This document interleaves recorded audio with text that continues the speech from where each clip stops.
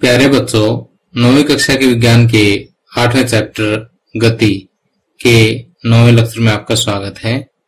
आज इस लेक्चर में हम गति के समीकरणों पर आधारित कुछ संख्यात्मक प्रश्नों को हल करेंगे। तो इससे पिछले लेक्चर्स में हमने पढ़ा था कि यदि कोई वस्तु एक समान त्वरण के साथ गतिमान है, यानी उनका किसी गतिमान वस्तु का त्वरण a है और उसका आरंभिक वेग u है, अंतिम वेग v है और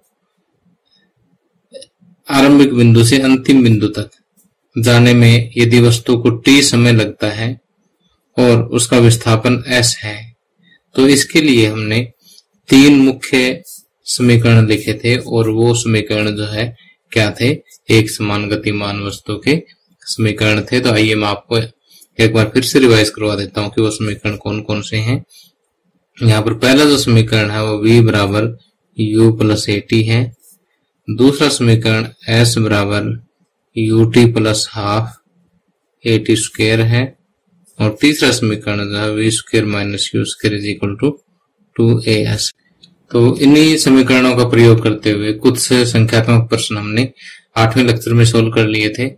और क्योंकि ये जो संख्यात्मक प्रश्न है बहुत ही इंपॉर्टेंट है, एग्जामिनेशन पॉइंट ऑफ व्यू से भी इंपॉर्टेंट है और जब आप 11th क्लास में होंगे तब भी आपको इसी टाइप के और यही न्यूमेरिकल्स जो है आपको करने होंगे। तो क्यों इनकी इंपॉर्टेंस को देखते हुए मैं आपको ये जो आपके एनसीईआरटी बुक्स के लगभग क्वेश्चन जो है मैं आपको यही कवर करवाऊंगा। तो आइए शुरुआत करते हैं। यहाँ फर्स्ट क्वेश्चन देखिए, कहता है कोई बस विराम अवस्था से चलना प्रारंभ करती है। विराम अवस्था से चलना प्रारंभ करती है, इसका मतलब उसका आरंभिक वेग जो है वो कितना है, 0 है। यानी शुरू में विराम अवस्था में है, यानी आरंभिक वेग उसका 0 है।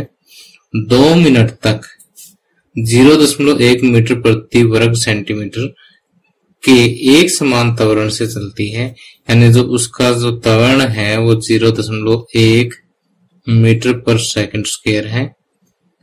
तो परिकलन कीजिए प्राप्त की गई चाल, यानी उसका जो 2 मिनट बाद, यानी समय जो है वो दे रखा आपको 2 मिनट। 2 मिनट बाद जो उसका अंतिम वेग है वो क्या होगा। एक तो आपको ये ज्ञात करना है ए पार्ट में, और बी पार्ट में तय की गई दूरी, यहां से यहां तक पहुंचने में जो विस्थापन है, क्योंकि स्ट्रेट लाइन मोशन है, एक सीधी रेखा में गति है, तो यहाँ पर दूरी और विस्थापन दोनों हम सेम ही मान के चलते हैं, क्योंकि यदि वस्तु की गति एक सीधी रेखा में और एक ही दिशा में हो तो जो दूरी होती है वही विस्थापन होता है। तो अब देखिए आगे यहाँ पर आपको क्या दे दिया, u दे दिया आपको, v आपको फाइंड आउट करना है, a आपके पास है 0.1 मीटर पर सेकंड स्क्वायर और t है आपके पास कितना, 2 मिनट।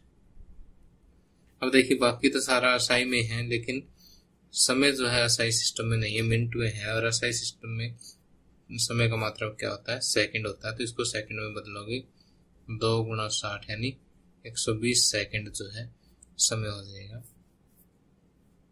तो अब आपके पास जो गति के समीकरण है वो है v = u plus at, s = ut plus half at square और v square minus u square is equal to 2as। अब इन तीनों समीकरण में से हम यहाँ पर कौन सा समीकरण लगाएंगे, उसके लिए मैंने आपको जैसे पिछले लेक्चर में बताया था कि आपके पास 1, 2, 3, 4 ये 4 क्वांटिटीज हैं और ये चारों क्वांटिटीज आपको उस फार्मूले में मिलने चाहिए। तो देखो v, u, a और t पहले में मिलेगी, तो पहले समीकरण का हम प्रयोग कर देंगे। तो v बराबर हम जानते हैं कि v बराबर u प्लस at और u कितना 0, a 0.1 और t कितना है 120, तो ये आ जाएगा 12। और v क्या है, वेग की इकाई क्या आता है, मीटर पर सेकंड, वेग का मात्रक मीटर पर सेकंड है।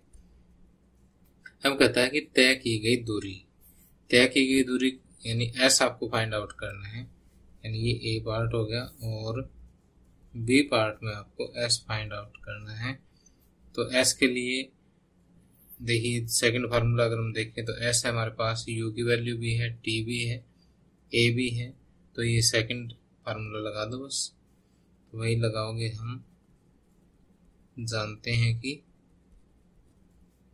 एस बराबर you T plus half A T square, और यू कितना 0, टी 120 प्लस 1/2, ए 0.1,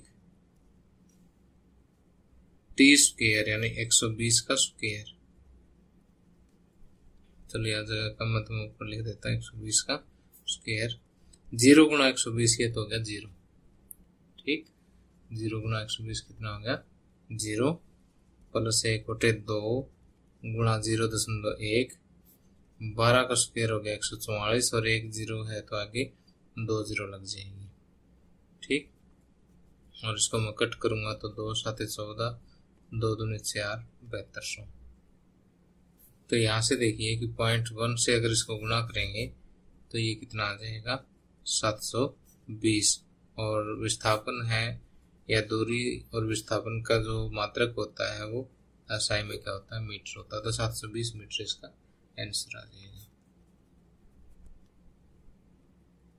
अब आगे सेकंड क्वेश्चन। ये जो क्वेश्चन मैं आपको करवा रहा हूँ ये सारे आपके एनसीईआरटी बुक में दिए हुए हैं, तो अनसोल्व है इसलिए मैं सोल्व करवा रहा हूँ। कहता है कि कोई रेलगाड़ी 90 किलोमीटर प्रति घंटा की चाल से चल रही है, ब्रेक लगाए जाने पर वह -0.5 मीटर प्रति सेकंड स्क्वायर का एक समान त्वरण उत्पन्न करती है। रेलगाड़ी विराम अवस्था में आने से पहले कितनी दूरी तय करेगी। कि देखिए रेलगाड़ी जो है शुरू में 90 किलोमीटर प्रति घंटा की चाल से चल रही है, 90 किलोमीटर प्रति घंटा की चाल से चल रही है, यानी ये जो शुरू में जो इसका वेग दे रखा है वो क्या है, इसका आरंभिक वेग है। फिर इस पे ब्रेक लगा दिए, ब्रेक लगा दिए तो इसकी जो वेग है वो कम होगी, वेग कम होगा तो इसका त्वरण जो है वो क्या होगा, ऋणात्मक होगा, नेगेटिव होगा। 0.5 मीटर पर सेकंड स्क्वायर इसमें त्वरण आ गया। और कहता है कि विराम अवस्था में आने से पहले, यानी आगे गाड़ी जो विराम अवस्था में आ जाएगी, यानी फाइनली जाकर के वो रुक जाएगी, ठीक। तो फाइनली रुकती है तो अंतिम वेग जो उसका क्या होगा, 0 होगा।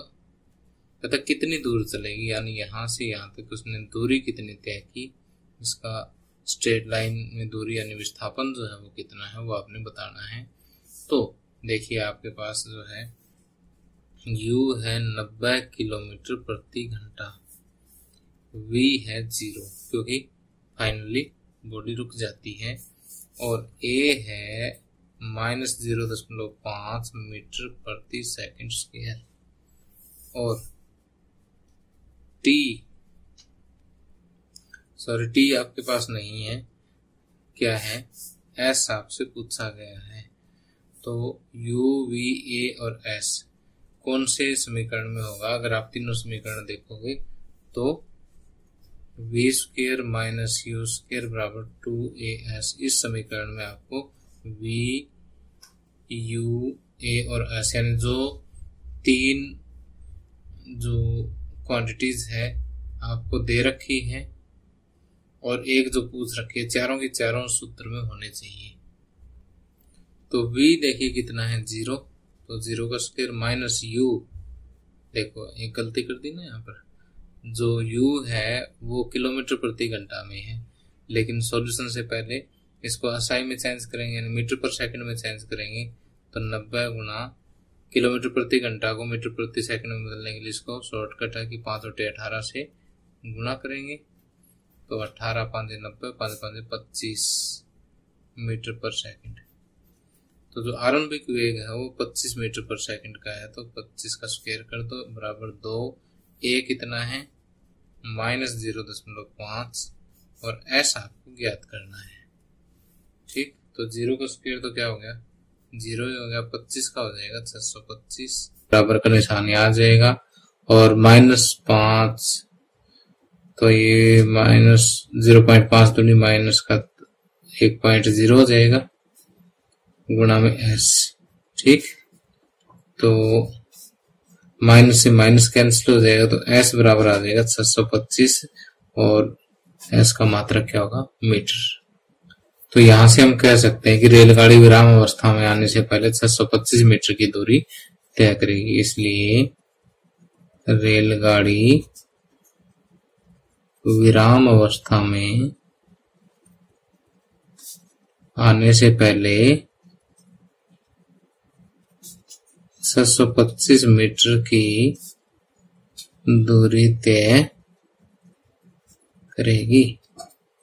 ठीक, आगे नेक्स्ट क्वेश्चन है कि एक रेसिंग कार का एक समान त्वरण 4 मीटर प्रति सेकंड स्क्वायर है।